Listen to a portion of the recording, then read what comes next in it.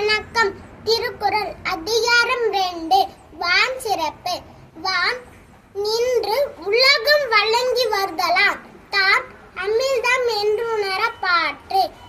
துப்பார்க்கு துப்பாய துப்பாக்கி துப்பார்க்கு துப்பு ஆயதும் மலை வின் இன்று பொய்ப்பின் விருநீர் வீணுலகத்துள் நின்று உடற்றும் பசி.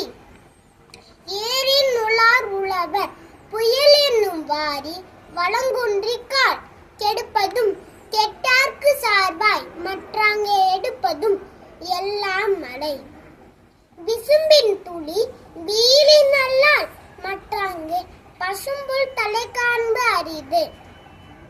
நெடுங்கடலும் தண்ணீர்மை குன்றும் தடிந்தெழிலி தான் நல்காது ஆகிவிடின்.